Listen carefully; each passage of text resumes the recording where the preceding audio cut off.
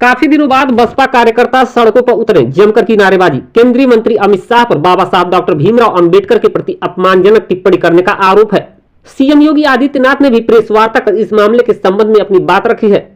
बाबा साहब डॉक्टर भीमराव अंबेडकर को लेकर कई दिनों से राजनीतिक सरगर्मी बढ़ी हुई है। विपक्षी पार्टियों द्वारा बाबा साहब डॉक्टर भीमराव अंबेडकर पर बीजेपी के केंद्रीय मंत्री अमित शाह द्वारा अमर्यादित टिप्पणी करने का आरोप लगाया जा रहा है, जिसको लेकर राजनीति में काफी उबाल है और सभी विपक्षी पार्टियां अपने अपने अंदाज में बीजेपी सरकार पर हमलावर हैं।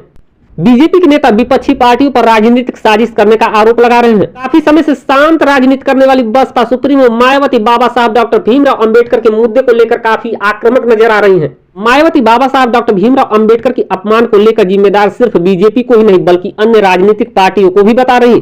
बसपा सुप्रीमो मायावती के आह्वान पर बसपा कार्यकर्ताओं ने जिला मुख्यालयों पर धरना प्रदर्शन किया। मायावती ने ट्वीट कर लिखा, आज के सफल आंदोलन से यह साबित है कि भाजपा हो या कांग्रेस या कोई अन्य पार्टी, बाबा साहब का अपमान नहीं सहेगा हिंदुस्तान। वास्तव में लोगों के अच्छे दिन अर्थात जनहित व जन कल्याण युक्त देश निर्माण हेतु बाबा साहब के संविधान पर पूरी निष्ठा व ईमानदारी से अमल करना जरूरी है।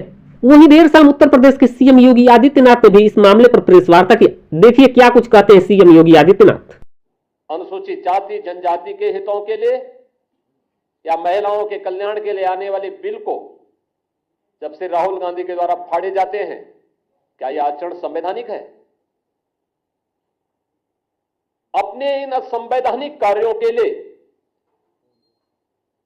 बाबा साहब भीमराव अंबेडकर का अपमान करने की कांग्रेस की फितरत, चाहे वह कांग्रेस के द्वारा या समाजवादी पार्टी के द्वारा, इन सभी को देश की जनता से माफी मांगनी चाहिए।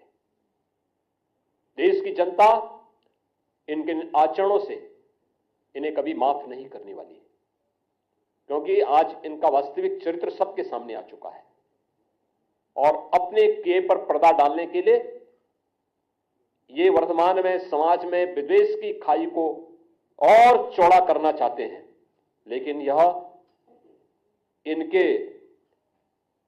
ये कृत्य कभी अब सफल नहीं होने वाले हैं। जनता इन्हें खारिज कर चुकी है, बार बार खारिज की है।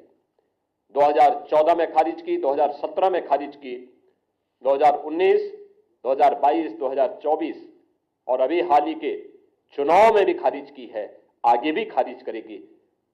मुझे आप सबसे यह अपील करनी थी कि कांग्रेस और समाजवादी पार्टी के इन कृत्यों को आम जनता के सामने रखने की आवश्यकता है और आम जनता ही नहीं बल्कि पूरे देश से ये दल अपने कृत्यों के लिए माफी मांगे।